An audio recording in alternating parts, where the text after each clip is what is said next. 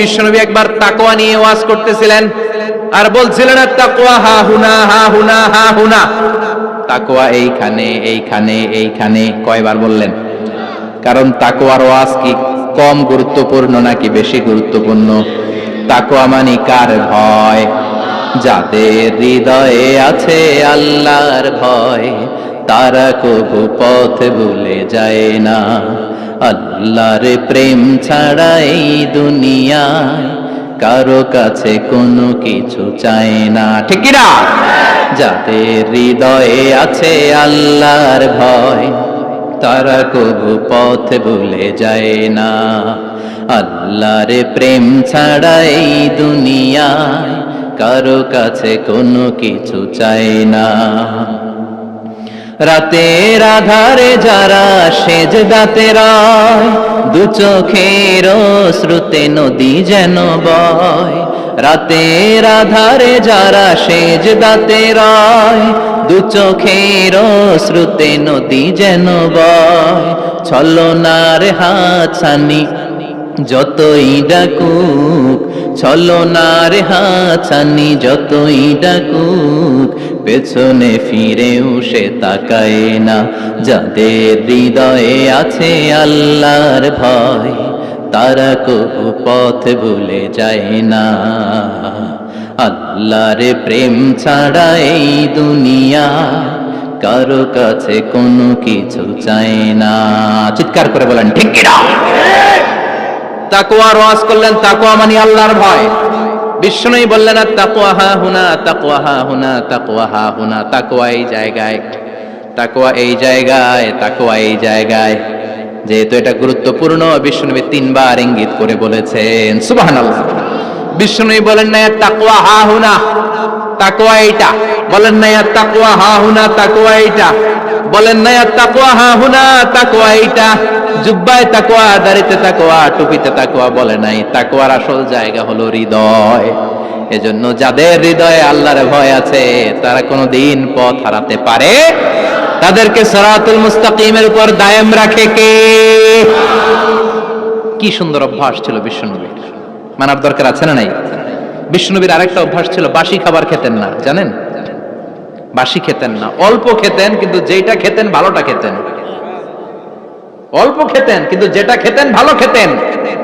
মধু খেতে পছন্দ করতেন, কিন্তু মধুর মধ্যে দুর্গন্ধওয়ালা একটা মধু আছে না, মাগাফির, বুখারীতে লম্বা ঘটনা, ওইদিকে যাব না। এই মাগাফিরের মধু উনি খেতে চাইতেন না। ভালো সুগন্ধিওয়ালা মধু তিনি বিশ্বনবী খেতে পছন্দ করতেন। বিশ্বনবীর খাবারের তালিকায় সবচেয়ে পছন্দনীয় তালিকায় ছিল এই মধু। মধু খেতেন, দুধ খেতেন, খেজুর খেতেন, জব খেতেন, বার্লি খেতেন, ছাগলের বাজুর মাংস খেতে পছন্দ করতেন, সিনার মাংস। সুবহানাল্লাহ কইবেন না? What a choice! কি চয়েস ছিল বিশ্বনবী! বাজুর মাংস খেতেন। বিশ্বনবী লাউ খেতে পছন্দ করতেন, লাউ। রুম্মান ফল খেতে পছন্দ করতেন, রুম্মান মানে ডালিম। রুম্মান মানে কি? ডালিম খেতে পছন্দ করতেন। মাশরুম খেতে পছন্দ করতেন। সুবহানাল্লাহ পড়েন। মাশরুমের স্যুপ পাওয়া যায় না রেস্টুরেন্টে? বিশ্বনবী বলতেন আল কামআতু মিনাল মান্নি ওয়া মাউহা শিফাউন লিল আইন। এই কামআহ মানে মাশরুম, ব্যাঙের ছাতা, এটা হলো মান্না সালোয়ার মতো দামি খাবার। আর এই মাশরুমের স্যুপ চোখের জন্য মহৌষধ। যাদের রাত কানা দিন কানা আছে, মাশরুমের স্যুপ খান, চোখ ভালো করে দিবে কে? এজন্য বিশ্বনবী যেগুলো খেত এগুলো খাওয়ার দরকার আছে না নাই? বিশ্বনবীর যে সুন্দর চরিত্র ছিল, আচরণ ছিল, এগুলো পালনের দরকার আছে না নাই? তাহলে বিশ্বনবীর 3টা কথা বলবো বলেছিলাম। প্রথম কথা ছিল দেখতে কেমন ছিল। অনেক কথা এত বলা যাবে না, সংক্ষেপে বললাম যে বিশ্বনবীর আচরণ কেমন ছিল। এখন শুনবো, শেষ কথা বলে যাই, বিশ্বনবীর ইন্টেলেকচুয়াল পাওয়ার কেমন ছিল, ওনার বুদ্ধিমত্তা কেমন ছিল। Our beloved prophet Muhammad, the last messenger, was a very good mediator. বিশ্বনবী ভালো মিডিয়েটর ছিলেন। বিশ্বনবী ভালো মধ্যস্থতাকারী ছিলেন। ঝগড়া লাগলে মিলাই দিতে পারতেন চমৎকার। সুবহানাল্লাহ বাড়িতে দেয়া। জিমায় পড়ছেন? কষ্ট হচ্ছে? আর কয়েক মিনিট পড়বো, একটা তাকবীর দেন, লিল্লাহি তাকবীর। He was a very good mediator. মধ্যস্থতাকারী ব্যক্তিত্ব ছিলেন। স্বামী স্ত্রীর মধ্যে ঝগড়া লাগলে মিলাইয়া দিতেন। বন্ধু বন্ধু ঝগড়া মিলায় দিতেন, সমাজে সমাজে মারামারি মিলায় দিতেন। মক্কা থেকে মদিনায় যখন গেলেন, মদিনায় 120 বছরের একটা যুদ্ধ চলছিল, কেউ যুদ্ধটা থামাতে পারে না। বিশ্বনবী 7 দিনের ব্যবধানে যুদ্ধ থামিয়ে দিলে। Intellectual capacity, very good mediator. এজন্য বিশ্বনবীর উম্মত যারা, তাদের অভ্যাস হবে ঝগড়া লাগায় দেওয়া যাবে না, মিলায় দিতে হবে, ঠিক কিনা? আমরা যদি ঝগড়া দেখি দূর থেকে আরো লাগায় দিতে চাই, আছে না নাই? কোম্পানিগঞ্জ বাজারে ঝগড়া, কয় লাগুক আরো লাগুক, ধরবি না, থামাবি না, দূর থেকে মজা দেখি, মজাই লাগে, এরকম ডাকাইতে আছে না নাই? আগুন লাগলে পানি দিয়ে নেবায়, অনেকে তেল ঢালে, আছে না নাই? কি করবেন? মিলিয়ে দিবেন। আপনার মর্যাদা বাড়িয়ে দিবে কে? বিশ্বনবী ভেরি গুড মিডিয়েটর ছিলেন। বিশ্বনবী লজিক্যাল এবং রেশনাল ছিলেন, বুদ্ধিমত্তাকে কাজে লাগাতেন। এক সাহাবী এসে বলে, নবী ইযান লি বিজিনা, আমার জিনার অনুমতি দেন। কিসের অনুমতি? কার কাছে অনুমতি চাইলো? অন্যান্য সাহাবারা এই যুবক ছেলেটাকে ধমকাতে লাগলো, বসো, এই মিয়া বসো, বিশ্বনবীর কাছে কি কথা বলে এগুলা? ওই যুবক বসে রইল। বিশ্বনবী কাজ সারলেন, এরপর বললেন, আইনা শাবাব, ওই যুবকটা কোথায়, এদিকে আসো, কি চাইছো বলো। কয়, বিশ্বনবী আপনি আমারে জিনা করার অনুমতি দেন। বিশ্বনবী যুবকটারে কাছে ডেকে আনলেন, বললেন, ও যুবক, তোমার ঘরে বোন আছে কিনা? কয়, আছে। তোমার বোনের সাথে কোনো পুরুষ জিনা করুক, তোমার কেমন লাগবে? সে বলে, আমি এই পুরুষটারে হত্যা করব। হত্যা করবা? ওকে, ডান। তোমার ঘরে মা আছে কিনা? আছে। তোমার মায়ের সাথে পর পুরুষ জিনা করবে, কেমন লাগবে? কয়, আমি সাইজ করবো ওরে। তোমার ঘরে স্ত্রী আছে কিনা? আছে। তোমার স্ত্রীর সাথে যদি কেউ জিনা করে কেমন লাগবে? বলে, আমি তারে ছাড়বো না।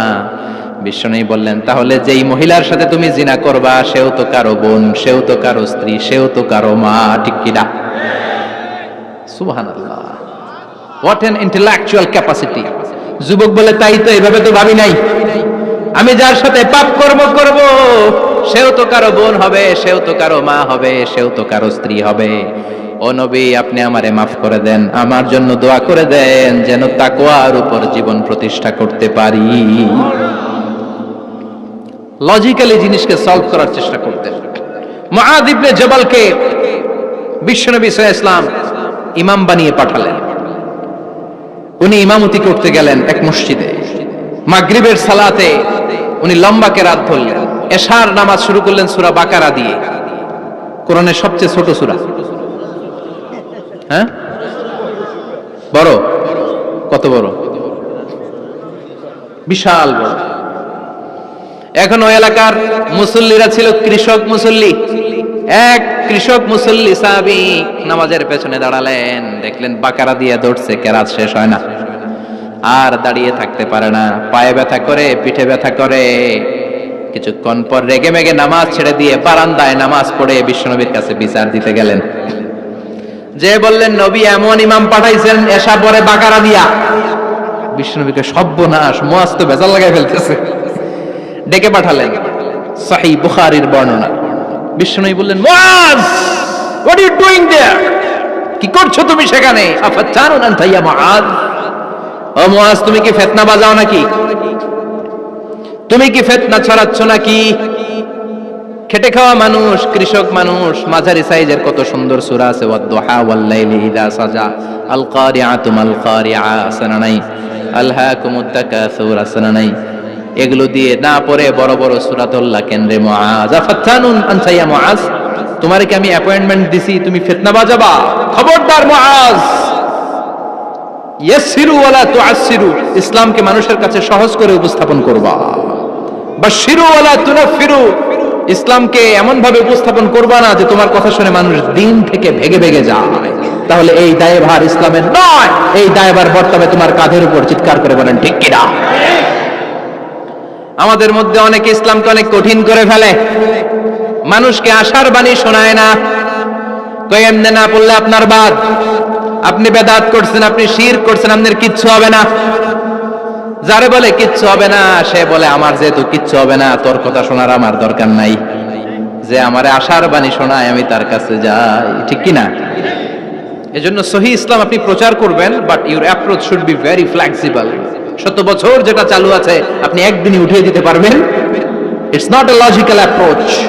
বিশ্বনবীর অ্যাপ্রোচ, বিশ্বনবীর রেশনাল ক্যাপাসিটি এমনটা ছিল না। সহজভাবে বুঝাবেন। আদ-দীনু ইউসরুন লা উসরা ফি, দিনটা হলো সহজ, দিনের মধ্যে কাঠিন্যতা নাই। সুবহানাল্লাহ।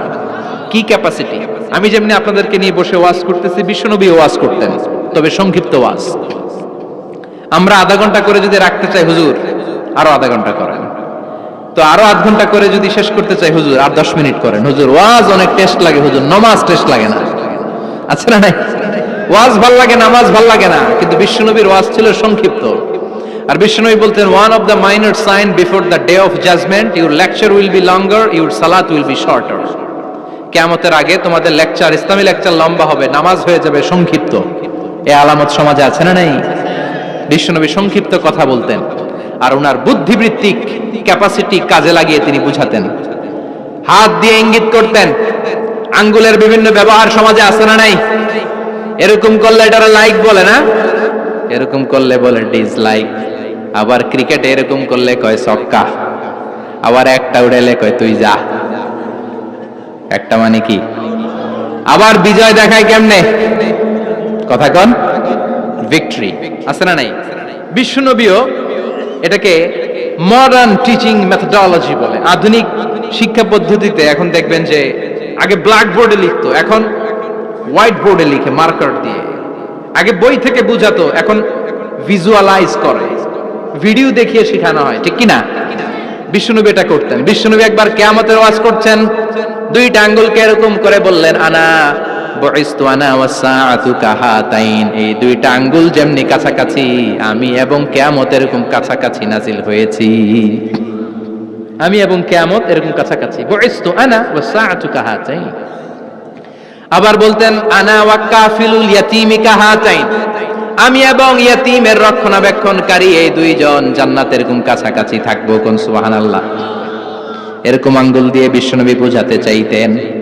আবার মাটির মধ্যে খেজুর গাছের ডালা দিয়ে লম্বা একটা দাগ টানলেন, ডানে বায়ে অনেকগুলো দাগ টানলেন। সাহাবারা বললেন, এটা কি? বিশ্বনবী বললেন, এই যে দাগটা দেখলা, এই দাগটার নাম হলো সিরাতুল মুস্তাকিম। চিল্লায় বলেন, এই দাগটার নাম কি? সিরাতুল মুস্তাকিম। আর ডানে বায়ে ছোট ছোট যে দাগগুলো দিলাম, এগুলো হলো সুবুলুশ শয়তান, শয়তানের রাস্তা। সিরাতুল মুস্তাকিমে উঠলে শয়তানের রাস্তা থেকে অনেক হাতছানি আছে না নাই? ডানে বায়ে তাকানো যাবে না। সিরাতুল মুস্তাকিমে যে তুমি উঠেছো, চলতে থাকে বা চলা শুরু হলো দুনিয়াতে, শেষ হয়ে যাবে জান্নাতে। বিশ্বনবী মাঝে মাঝে বুঝানোর জন্য প্রশ্ন করতেন, কারণ প্রশ্ন ছুড়ে দিলে মানুষের মধ্যে জানার আগ্রহ বাড়ে না কমে? কথা বলেন। আমি যদি একটা প্রশ্ন করি আর বললাম উত্তর দেন, কেউ পারতেছে না, একটু ঠেকা ঠেকা ভাব, ঠেকে যাচ্ছেন, তখন হুট করে উত্তরটা বললে এটার জীবনে ভুলবেন না, বলবেন? কারণ ওই যে ঠেকছেন, শিখছো কোথায়? ঠেকছি যেথায়, ঠিক কি না? বিশ্বনবী প্রশ্ন করতেন। বিশ্বনবীর এই প্রশ্নটা বলে শেষ করছি।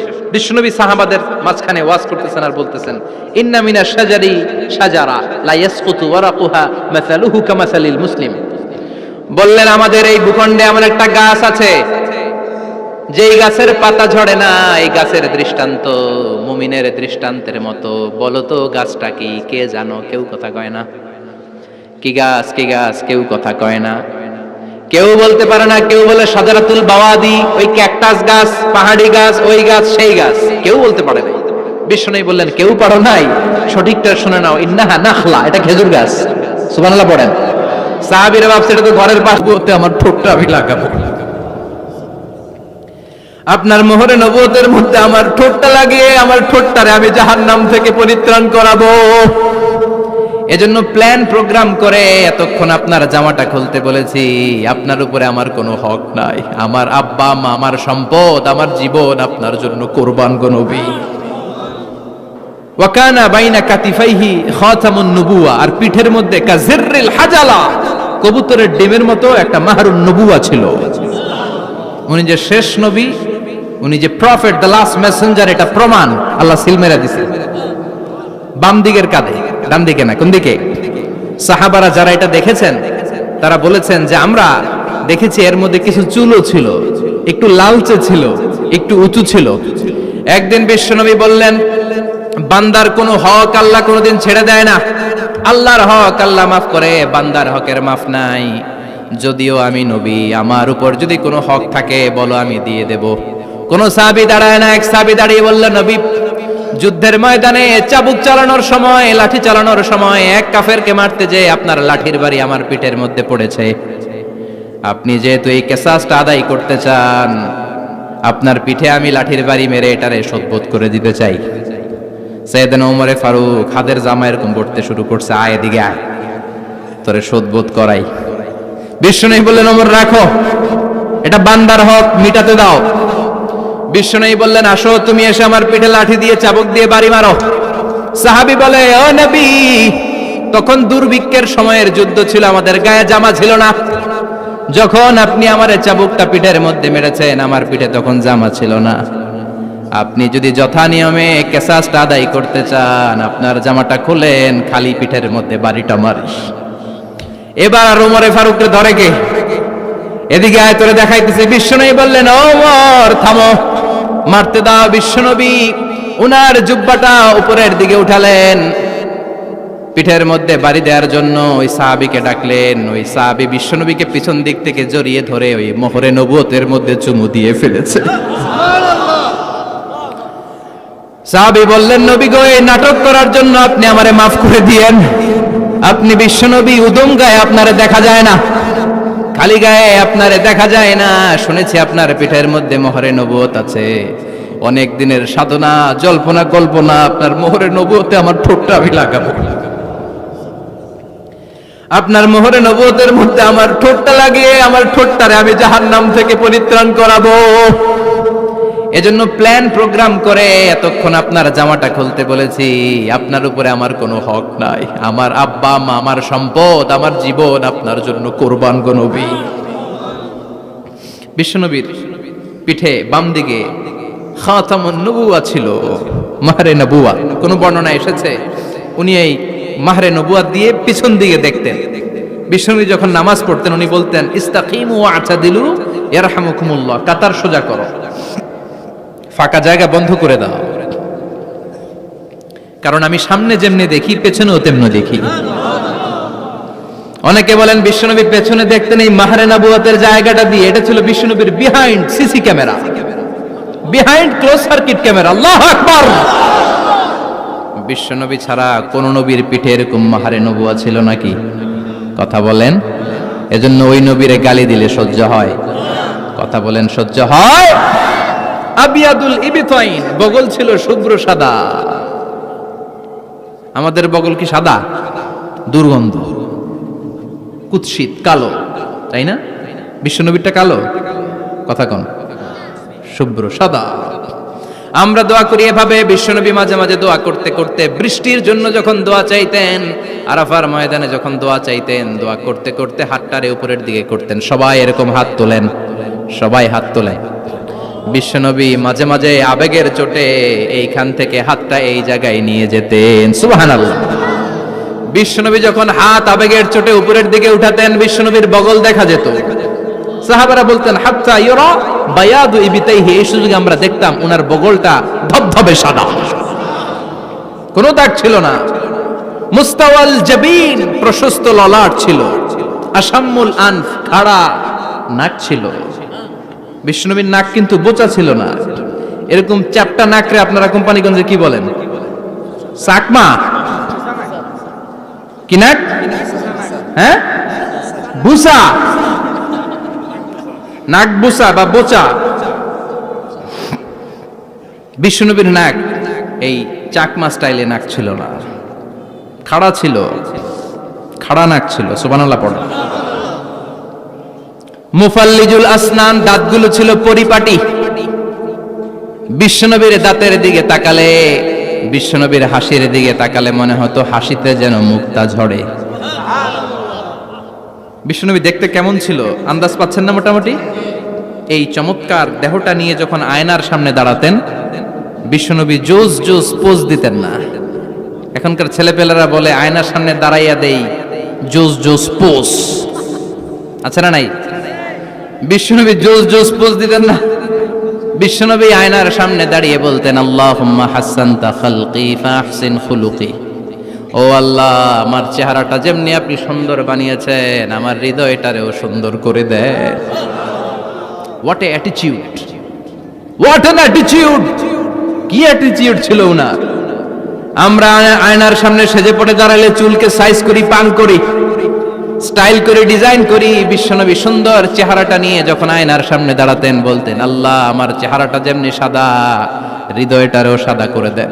কিছু মানুষ আছে চেহারা সাদা, হৃদয় কালো, আছে না নাই?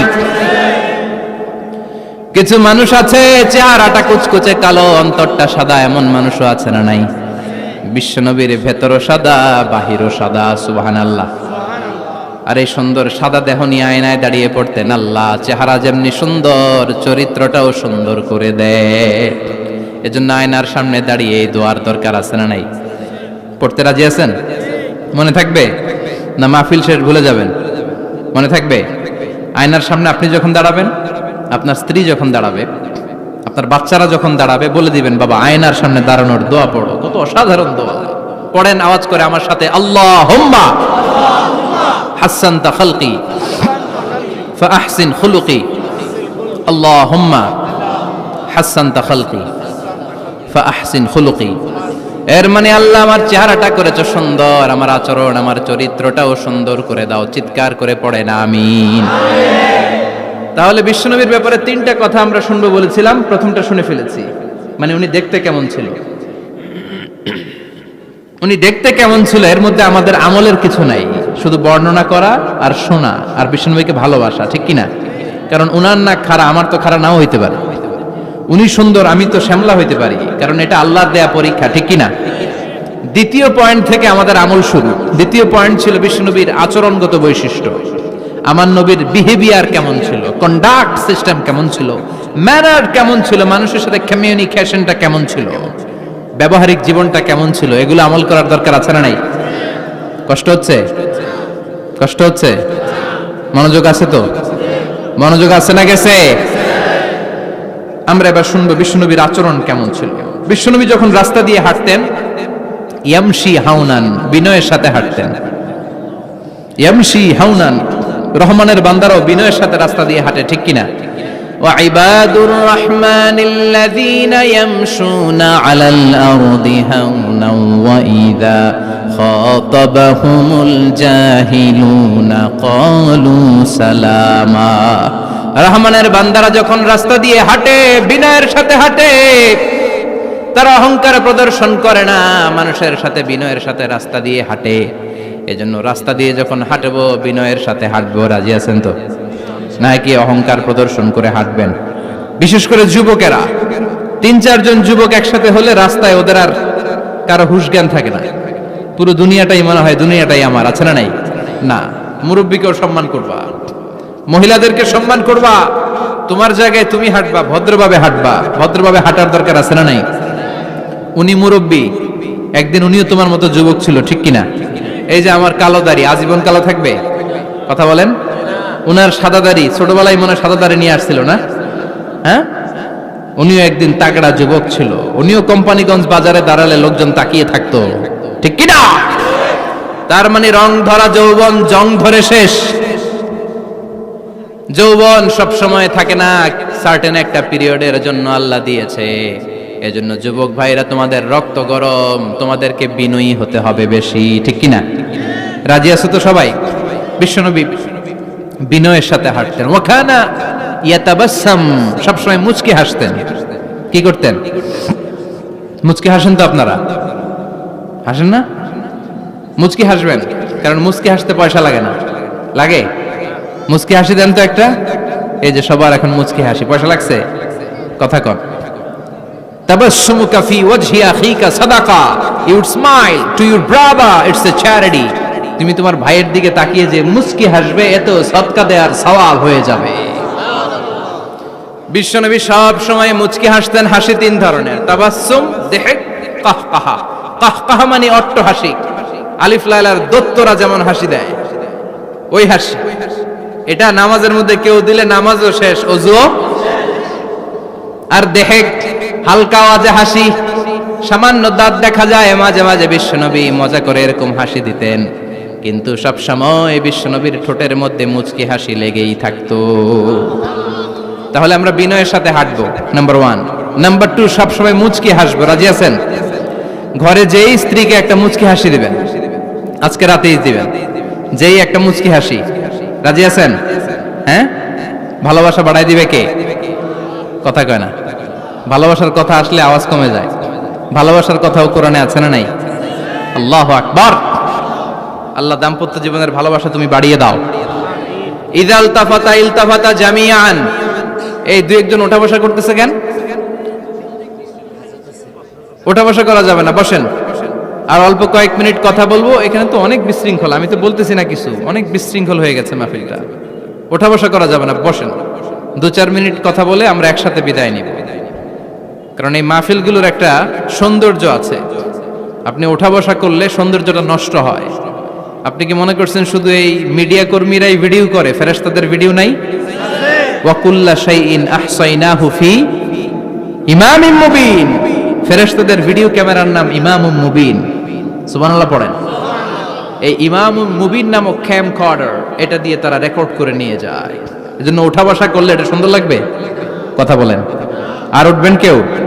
আর কয়েক মিনিট কথা বলবো, আমরা কেউ উঠবো না ইনশাআল্লাহ। পড়েন। ইদাল তাফাতা ইলতাফাতা জামিআন। বিশ্বনবীর যদি ডানে বায়ে কোথাও তাকানোর দরকার হতো, উনি আর চোখে তাকাতেন না। অনেকে এইভাবে বসে আছে, ডানে এমনে তাকায়, এমনে আছে না নাই? এইভাবে এমনে তাকায়, আছে না নাই? এইভাবে তাকানো যাবে না। বিশ্বনবী ডানে তাকানোর দরকার হলে ইলতাফাতা জামিআন, অ্যাবাউট টার্ন, ঘুরে যেতেন, ঘুরে এইভাবে তাকাতেন। আবার বায়ে তাকানোর দরকার হলে বুকটা নিয়ে, শরীরটা নিয়ে ঘুরে যেতেন, এইভাবে তাকাতেন। সুবহানাল্লাহ পড়বেন না? আর চোখে তাকানো কি ভালো স্বভাব? বিশ্বনবী ইদাল তাফাতা ইলতাফাতা জামিআন, যেদিকে তাকাবেন ওদিকে ফুল্লি মনোনিবেশ করতেন, তারপরে তাকাতেন। সুবহানাল্লাহ পড়েন। ওয়া কানা মুস্তাহিয়ান, লাজুক ছিলেন, বেশ লাজুক। এখন সমাজে লাজুকতা নাই, লাজ শরম আমরা হারাতে বসেছি, ঠিক কি না? বিশ্বনবী আসাদ্দু হায়াআন মিনাল আযরা ফি খিদরিহা, যেই মেয়েদের বিয়ে হয় নাই, এমন ভার্জিন নারী, কুমারী নারী যারা পর্দার ভেতরে অনেক লাজুক হয়ে বসে থাকে, বিশ্বনবী পর্দার আড়ালের ওই কুমারী নারীদের চাইতেও বেশি লাজুক ছিলেন। এত লাজুক ছিলেন, এত লাজুক ছিলেন, লজ্জা পেলে চেহারাটা বিশ্বনবী লাল হয়ে যেত। ছোট্টবেলায় হালিমাতুস সাদিয়ার বাড়িতে যখন দুধ খেতে গিয়েছিলেন, বিশ্বনবীর দুধমা হালিমাতুস সাদিয়া বলে, এই কুরাইশি মুহাম্মদ ছেলেটাকে কখনো কাঁদতে দেখি নাই। ক্ষুধা লাগলেও কাঁদে না, ব্যথা পেলেও কাঁদে না, শুধু লজ্জাস্থানের জায়গা থেকে কাপড়টা একটু সরে গেলে ছোট্ট মুহাম্মদ চিৎকার দিয়ে ওঠে। কি বুঝে সে? ক্ষুধা লাগলেও কাঁদতো না, ব্যথা পেলেও কাঁদতো না, লজ্জাস্থানের জায়গা থেকে কাপড় সরে গেলে বিশ্বনবী চিৎকার দিয়ে উঠতেন। সুবহানাল্লাহ পড়েন। এজন্য লজ্জা শরমের দরকার আছে না নাই? ইযা লাম তাস্তাহি ফাসনা মা শিতা। যদি লজ্জা শরম না থাকে, যা মন চায় তাই করতে পারো। এটা আমাদের বাংলাদেশে ব্যাপক। লাজ শরম কিচ্ছু নাই, যে যেটার যোগ্য না সে সেইটা করতে যায়, ঠিক কি না? এই যে হিরো আলমের মনোনয়ন নিয়ে টানাটানি, কোনো লজ্জা শরম আছে? আমার যোগ্যতা থাকতে হবে না? আমাকে রাজনীতি জানতে হবে না? আমাকে যদি আজকে বলে মিজানুর রহমান আজহারি আপনি অনেক কোয়ালিফাইড লোক, আপনি কালকেই দেশের প্রধানমন্ত্রী, আমি ওই জায়গায় বেহুশ। কারণ আমার নাই কোনো রাজনৈতিক জ্ঞান, নাই কোনো ডিপ্লোম্যাটিক জ্ঞান, নাই কোনো কূটনৈতিক জ্ঞান, এই কাজ আমার নয়। এজন্য লাজুকতার বড় দরকার। যেখানে যার বসা দরকার সে সেখানে যাবে। কিয়ামতের আগে যেই লোক যেই চেয়ারে বসার দরকার ওই লোক ওই চেয়ারে বসবে না। এটা হলো কিয়ামতের আলামত। জোরে কোন ঠিক কিনা? সভাপতি হওয়ার যোগ্যতা নাই, সভাপতি হয়, আছে না নাই? সেক্রেটারি হওয়ার যোগ্যতা নাই, সেক্রেটারি হয়, এরকম সমাজে আছে না নাই? নেতা হওয়ার যোগ্যতা নাই, নেতা হয়, আছে না নাই? সবগুলো কিয়ামতের আলামত। আমার বিশ্বনবী এমন লাজুক ছিলেন, বিশ্বনবীর মতো এমন লাজুক নবী আর কেউ ছিল নাকি? কথা বলেন। ওয়া কানা আসহাবুল মাইমানা, বিশ্বনবী ডানপন্থী ছিলেন। কি পন্থী? কি পন্থী? মুষ্টিবদ্ধ ডান হাতটাকে এরকম উপরের দিকে করেন আর চিৎকার করে বলেন, বিশ্বনবী কোন পন্থী ছিল? আমরা কোন পন্থী? জান্নাতে কারা ঢুকবে? কোন বামপন্থীর স্থান জান্নাতের ভেতরে হবে? চিৎকার করে বলেন, কোন নাস্তিক জান্নাতে ঢুকতে পারবে? এজন্য নবীদের মতো ডানপন্থী হতে হবে। যেরকম ঠিক কিনা? বিশ্বনবী সব ভালো কাজগুলো ডান দিক দিয়ে করতে পছন্দ করতেন। জামা পরলে ডান দিক দিয়ে, খাবার বিতরণ করলে ডান দিক দিয়ে, মুসাফা করা শুরু করলে ডান দিক দিয়ে ভালো কাজ বিশ্বনবী পছন্দ করতেন। সুবহানাল্লাহ পড়েন। আসহাবুল মাইমানা, বিশ্বনবী মেহমানদারি করতে পছন্দ করতেন। আমরা করি তো? মেহমানদারি করান? মেহমান ঘরে আসলে ভালো লাগে? খারাপ লাগে কার কার দেখি? সবার ভালো লাগে, কিন্তু আমরা অনেকে খুশি হই না। মেহমান আসলে নাখোশ হই, নিজে খাইতে পাই না। মেহমান আইছে কে? খাওয়ামু করতে, খাওন নাই, যেন ও খাওন বানাইছে। খাওন পাঠায় কে? রিজিক দেয় কে? গোটা বিশ্বের সবাই মিলে আমরা একটা চাল বানাতে পারবো নাকি? ওমিয়া চাইনিজ চাউল না, চাইনিজ ডিম না, ওগুলো সবাই পারে, ঠিক কিনা? আল্লাহর বানানো ন্যাচারাল চাল, গাছের মধ্যে হওয়া যেই চাল, ধান আল্লাহ তৈরি করেছে, এরকম ধান, এরকম একটা পেয়ারা, এরকম ছোট্ট একটা কমলার টুকরা গোটা বিশ্বের সবাই মিলে বানাতে পারে নাকি? এজন্য রিজিকের মালিক কে? মেহমান আপনার রিজিকে ভাগ বসাতে আসে না, সে তো তার রিজিক নিয়ে আসে, সে আরো এসে আপনার রিজিকে বরকত ঢুকিয়ে দিয়ে যায়। চিল্লা এখন ঠিক কিনা? কারণ আমরা বরকতে বিশ্বাসী। বরকত বিশ্বাস করেন? 5 লাখ টাকা মাসে কামায়, ডাইন হাতে বা হাতে, আছে না নাই? হালাল হারাম ইচ্ছা মতো কামায়, মাস শেষে কিচ্ছু থাকে না, এরকম ডাকাইত আছে না নাই? হসপিটালের একটা বিল পরিশোধ করতে 3 লাখ চলে যায়, ঋণের বোঝায় জর্জরিত, রাতে ঘুম নাই, তার মানে বরকত নাই। আরেকজনের বেতন 20,000, কয় হাজার? বাড়ি ভাড়া 6,000, বাজার খরচ 6,000, ছেলে মেয়ের স্কুলের বেতন 6,000, বেড়ায় দান করে আরো 1,000, আরো থাকে। সুবহানাল্লাহ পড়েন। দিস ইজ কল্ড বারাকা। 20,000-এর বেতনের ভেতরে বারাকা ছিল।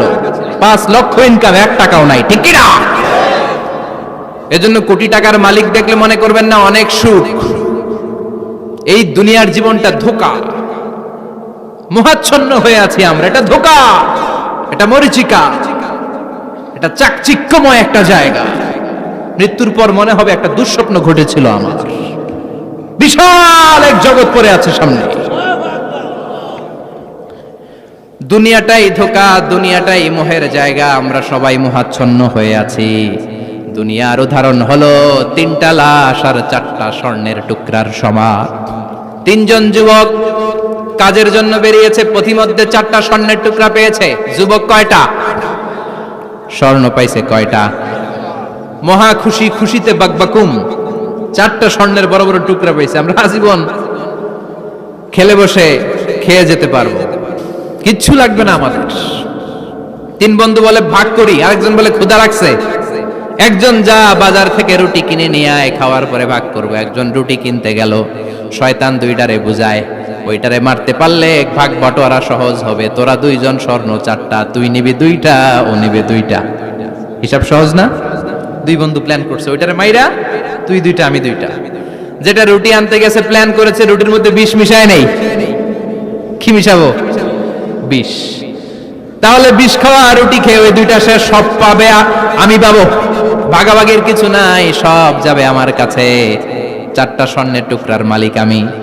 রুটির মধ্যে বিষ মেখে নিয়ে এসেছে, ওই 2 বন্ধু প্ল্যান অনুযায়ী ওইটার ধরে মেরে ফেলছে। এবার মহা খুশি। এক বন্ধু কয়, এবার তো ভাগ বটর আর কিছু নাই, তুই 2টা, আমি 2টা, আগে খাইয়া লই। আগে খাওয়ার পরে এই 2টাও নাই। 3টা লাশ, 4টা স্বর্ণের টুকরা, এটাই তো দুনিয়ার জীবন, ঠিক কিনা? আসল জীবন কবর থেকে শুরু হবে, কোন ঠিক কিনা? একদিন মাটির ভেতরে হবে ঘরে মন আমার, কেন বাঁধো দালান ঘরে মন আমার, কেন বাঁধো দালান ঘর, ঠিক কিনা? দুনিয়ার জীবন আসল জীবন না, এটা মরিচিকা, এটা ধোঁকা, এটা মোহ, এটা শয়তানের চাকচিক্য। আসল জীবন কবরের জীবন। আসল জীবন সামনে পড়ে আছে, জন্য বরকতে বিশ্বাস করি আমরা, ঠিক কিনা? ল্যান্ড ক্রুজার দাপিয়ে বেড়ায়, বড় বড় টাওয়ারের মালিক, অনেক সম্পদের মালিক। এটা দেখেই মনে করবেন না অনেক সুখে আছে, ঘরে যেয়ে দেখেন কোনো সুখ নাই, ঠিক কিনা? সাধারণত টাকা যার বেশি দুঃখ তার বেশি, টাকা যার কম সুখ তার বেশি। সুবহানাল্লাহ পড়েন। আল কানাআতু মিনাল ইসলাম। এজন্য আমার শ্রমিক ভাইয়েরা, আপনাদের এক পা জান্নাতে এমনি ঢুকে আছে। নামাজ পড়বেন, মা বাবার খেদমত করবেন, ইসলামের নিয়মগুলো মানবেন, দ্বিতীয় পাটাও জান্নাতে ঢুকায় দিবে কে? আর যারা কোটি কোটি টাকার পাহাড় বানিয়েছে, ওদের হিসাবের ফিরিস্তি অনেক বড়। বিশাল বাড়ির মালিক, ল্যান্ড ক্রুজার চালায়, সাবরোলেট চালায়, পোরশে, ফারারে, ল্যাম্বরগিনি চালায়, আছে না নাই? ঘরে সুখ নাই, রাতে ঘুম নাই, টেনশন আর টেনশন, 4টা ট্যাবলেট খেয়ে আধা ঘন্টা ঘুমাতে পারে না, এরকম ধনী আছে না নাই? সব ধনীরা আবার এক পাল্লায় মাইপেন না। হালাল পন্থায় মাথার ঘাম পায়ে ফেলে যেই ধনী ব্যবসায়ীরা বড়লোক হয়েছে, ওদের ঘরে ঠিকই শান্তি আছে। তার মানে টাকা যার বেশি অসুখ তার বেশি, কিচ্ছু খেতে পারে না।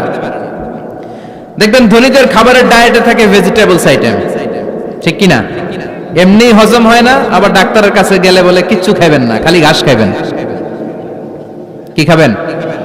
মানে ভেজিটেবল খাবেন, সবজি খাবেন তো সুস্থ থাকবেন, আছে না নাই? ঘুম নাই, শান্তি নাই। এই যে কোম্পানিগঞ্জ বাজারের যারা কুলি মজুর শ্রমিক, এদের ঘুমে ঝামেলা আছে? কথা বলেন। ধনী পয়সাওয়ালা কোটিপতি, সে ঘুমের ট্যাবলেট খায়, ঘুমের জন্য যে ট্যাবলেট লাগে রিকশাওয়ালা ওইটাই জানে না, ঠিক কিনা? 1000 কোটি টাকার মালিক হলে বাড়ি কিনা যায়, গাড়ি কিনা যায়, সুখ কিনা যায় না। কোম্পানিগঞ্জ বাজারে সুখ বিক্রি হয় এমন দোকান আছে নাকি? কথা কন, একটাও নাই। কি করলেন আপনারা? সুখের দোকান দিতে পারলেন না।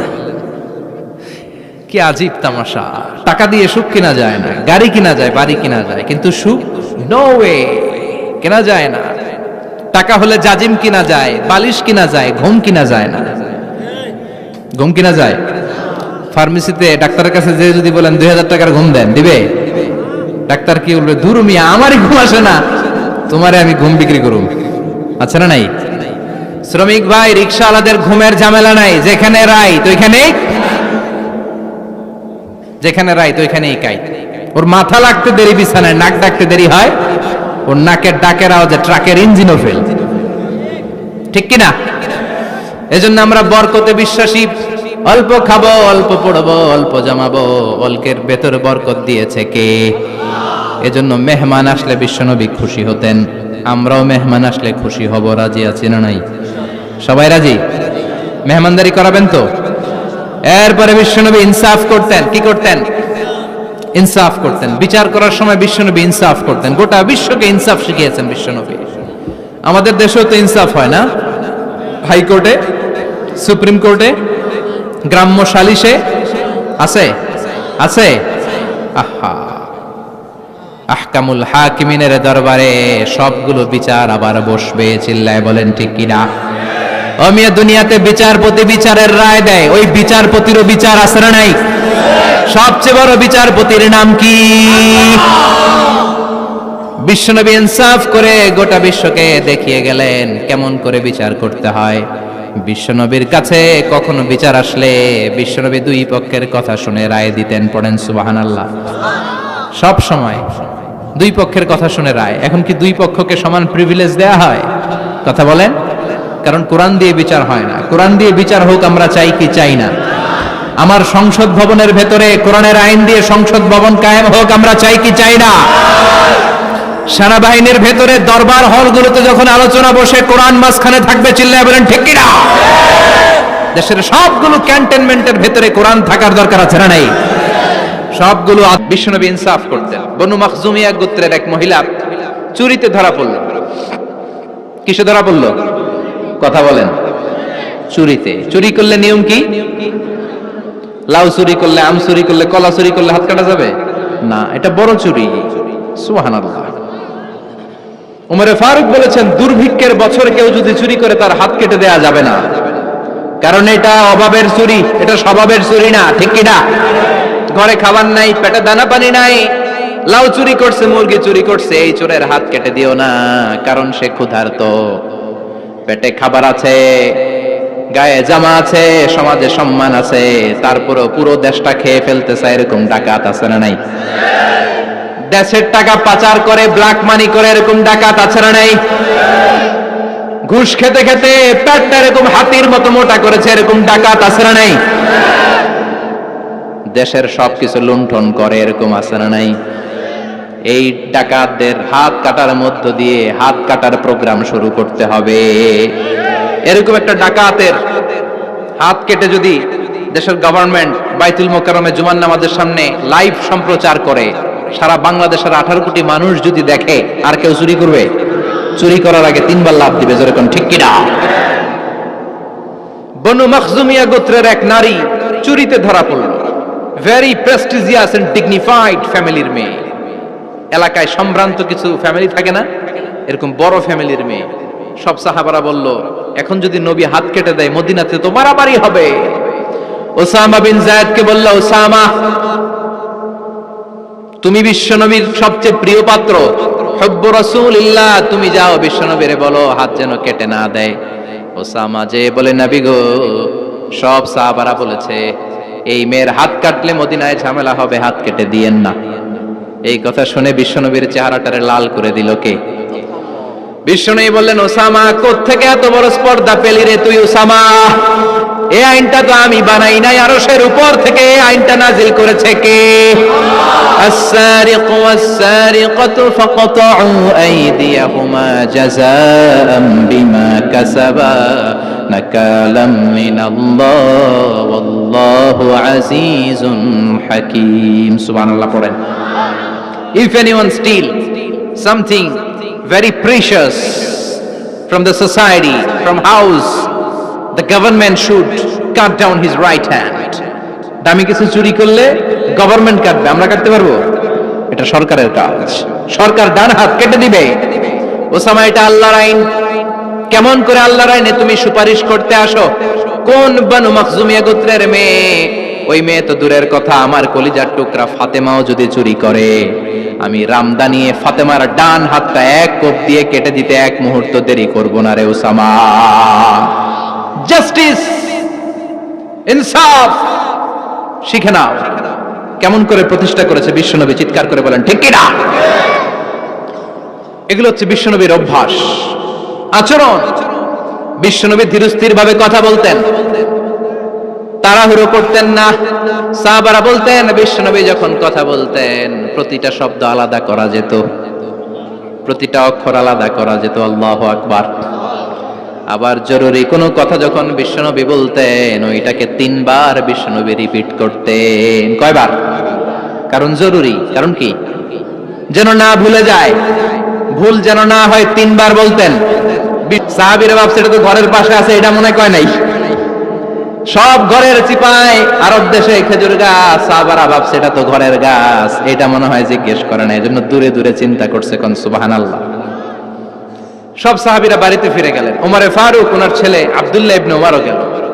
আব্দুল্লাহ বলে, আব্বা, বিষ্ণুনবী যে জিজ্ঞেস করেছিল, বলো তো কোন গাছের পাতা ঝরে না, যেই গাছের দৃষ্টান্ত মুমিনের দৃষ্টান্তের মতো? আপনারা কেউ পারেন নাই, আমি কিন্তু জানতাম এটা খেজুর গাছ। ওমরে ফারুক বললেন, বেটা কইলি না কেন? কইতে পারলে নবীর সামনে আমার কলিজাটা এত বড় হয়ে যেত। আমার কলিজার টুকরা ছেলে পেড়েছে, কেউ পারে নাই। আব্দুল্লাহ বলে, বাপ চাচা আপনারা কেউ পারেন না, আমি কই কেমনে? শরম লাগছে, শরম। সুবহানাল্লাহ কইবেন না? QA session, questioning answering session করে বিশ্বনবী সাহাবাদেরকে শিখাতে চাইতেন। এজন্য এ নবী এমন নবী যে নবীর পুরো জীবনের প্রতিটি ইঞ্চি ইঞ্চি জায়গাতে আমাদের জন্য শিক্ষা আছে না নাই? এই শিক্ষাগুলো গ্রহণ করতে রাজি আছেন তো? যা শুনলাম আমল করতে রাজি আছেন তো? বিশ্বনবীর জীবনী গ্রন্থ বেশি বেশি স্টাডি করতে রাজি আছেন ইনশাআল্লাহ? 2-4 জন কইছে খালি। সবাই রাজি আছেন তো ইনশাআল্লাহ? যাদের ঘরে বিশ্বনবীর কোনো জীবনী নাই, বাংলা অনেক জীবনী গ্রন্থ পাওয়া যায়। কোম্পানিগঞ্জের ইসলামী যে লাইব্রেরিগুলো আছে, সেখান থেকে বিশ্বনবীর জীবনী গ্রন্থ কালেক্ট করে পড়বেন। বিশ্বনবীর জীবনী হচ্ছে আমাদের জন্য মডেল, ঠিক কি না? এবং এই মডেল অনুযায়ী যদি আমাদের জীবনকে আমরা সাজাতে পারি, জান্নাতের দুয়ারগুলো আমাদের জন্য খোলা রাখবে কে? আল্লাহ আমাদের সবাইকে কথাগুলো বুঝার, আমল করার তৌফিক দান করুক। আমরা পড়ি আমিন। কেউ উঠবেন না। যতগুলো কথা বলেছি কোরআন সুন্নাহর আলোকে বলেছি, বানিয়ে কিছু বলি নাই। তারপরেও আমার মনের অজান্তে কোনো মিস ইনফরমেশন যদি আমার মুখ ফসকে বেরিয়ে যায়, সেগুলো যেন আল্লাহ তাআলা আপনাদের স্মৃতিপট থেকে মুছে দেয়। আমরা পড়ি আমিন। সত্য, সুন্দর, কল্যাণকর, হকের পক্ষে যা বললাম তার সবটুকুন আল্লাহ তাআলা প্রথমে আমাকে এবং আপনাদের সবাইকে আমলের তৌফিক দান করে। আমরা পড়ি আমিন। আপনারা সবাই ভালো থাকবেন, সুস্থ থাকবেন, সুন্দর থাকবেন, কোরআনের সাথে থাকবেন। সুবহানাকাল্লাহুম্মা